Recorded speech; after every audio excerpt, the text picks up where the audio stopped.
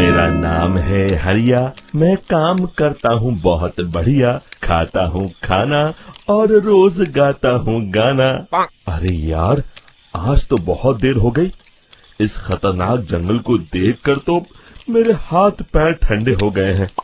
अगर मैं वक्त पर गांव नहीं पहुंचा तो मालिक बहुत नाराज हो जाएंगे। तभी हरिया को एक आवाज सुनाई देती है। सुनिए हरु जी। अरे, ये आवाज किसने दी? तभी हरिया को सामने कुछ दूर एक औरत खड़ी दिखाई देती है। अरे भाई, ये औरत अकेली इतनी रात को इस जंगल में क्या कर रही है? चलकर पूछना पड़ेगा। फिर हरिया अपनी बैलगाड़ी उस औरत के सामने लाकर रोक देता है और उससे पूछता है। अरे सुनिए, आप इतनी रात को इस खतरनाक जंगल में अकेली क्या कर रही हैं? तभी वो औरत मीठी आवाज में कहती है, अरे हरु जी, आप आ गए। मैं कब से आपका इंतजार कर रही थी। वैसे तो यहाँ से काफी लोग गुजर चुके हैं, लेकिन मैं खास आपका इंतजार कर रही थी। अच्छा, तुम सच कह रही हो? मुझे तो यकीन नहीं हो रहा है। वो क्या है ना, आज तक किसी ने मुझसे इतने प्यार से बात नहीं की। हाँ हाँ हरु जी, मैं सच कह रही हूँ। अब देर मत करिए और जल्दी से मुझे मेरे घर तक छोड़ दीजिए। हाँ हाँ, कौन सी बड़ी बात है, अभी छोड़ देता हूँ। आप मेरे पीछे बैलगाड़ी में बैठ जाइए और मुझे रास्ता बताते चलिए। फिर वो औरत हरिया की बैलगाड़ी में बैठ जाती है और हरिया बैलगाड़ी हाँकता हुआ आगे चल पड़ता है। फिर उस औरत के बताए हुए रास्ते पर चलते चलते हरिया बैलगाड़ी लेकर एक काली गुफा के आगे आकर रुक जाता है। हरिया उस औरत से पूछता है, हाँ देवी जी, आपका घर कहाँ है? यहाँ तो एक गुफा के अलावा और कुछ नहीं है।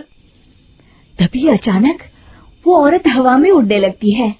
देखते ही देखते उसका सुंदर रूप एक डरावनी चुड़ैल में बदल जाता है और वो जोर जोर से हंसती है। अरे तू तो एक नंबर का बेवकूफ निकला। तू तो बड़ी आसानी से मेरी बातों में आ गया। अरे मर गया रे, ये तो एक चुड़ैल है।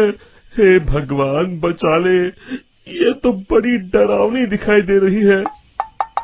और फिर अगले ही पल हरिया की बैलगाड़ी में रखा सारा सामान हवा में उड़ता हुआ उस काली गुफा के अंदर चला जाता है और वो चुड़ैल भी उस गुफा के अंदर जाकर कहीं गायब हो जाती है। हरिया ये नजारा देख बुरी तरह घबरा और परेशान हो जाता है। अरे, ये चुड़ैल तो मेरा सारा सामान लेकर गुफा में गायब हो गई। अब क्या होगा? अगर मैं गांव खाली हाथ गया तो मालिक मेरी अच्छी खबर लेंगे। मेरी इस बात का कोई यकीन भी नहीं करेगा। फिर आखिर वही हुआ। हरिया के मालिक चंपक सेठ को हरिया की किसी भी बात पर रत्ती भर भी यकीन नहीं हुआ। चंपक सेठ को लगा हरिया झूठ बोल रहा है और उसने ही लालच में आकर सारा सामान हड़प कर लिया है। फिर हरिया को बेईमान समझकर चंपक सेठ उसे काम से निकाल देता है। अगले दिन अपनी दुकान में परेशान बैठा चंपक सेठ गुस्से में बड़बड़ाता है। अरे, दुकान में तो सामान बिल्कुल भी नहीं है। अब मुझे ही शहर जाकर सामान लाना होगा। फिर वो अपनी बैलगाड़ी लेकर शहर चला जाता है।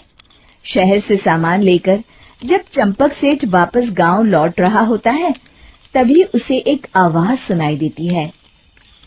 चंपक जी, ओ चंपक जी। अरे, ये तो कोई मेरा नाम लेकर मुझे पुकार रहा है। फिर उस रास्ते में वही औरत खड़ी दिखाई देती है। फिर क्या था, हरिया की तरह चंपक सेठ भी उस औरत के पास अपनी बैलगाड़ी लेकर जाता है और वो भी उसकी चिकनी चुपड़ी बातों के मुंह जाल में फंस जाता है। फिर चुड़ैल उसे भी अपनी गुफा तक ले जाती है और उसका सारा सामान लेकर गुफा में गायब हो जाती है। बेचारा चंपक सेठ लाचार होकर खाली हाथ गांव लौट आता है।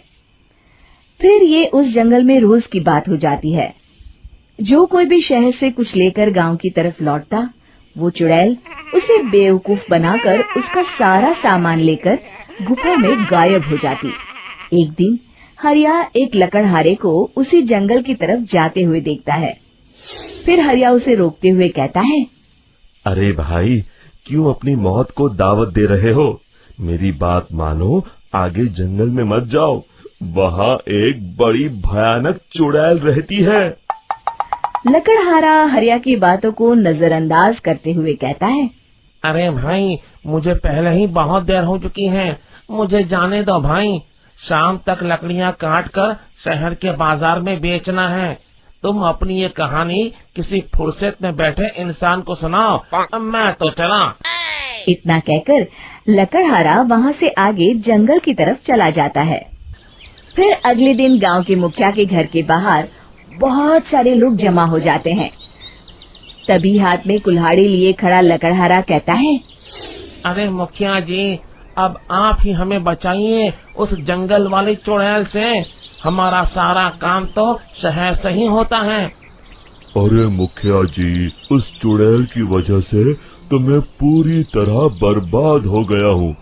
हम सबको मिलकर उस चुड़ैल का कोई इलाज करना पड़ेगा। तभी भीड़ में खड़ा वीरा कहता है, आप लोग चिंता मत करिए, कल से वो चुड़ैल किसी को नहीं लूट पाएगी। मेरे पास एक बहुत अच्छी तरकीब है।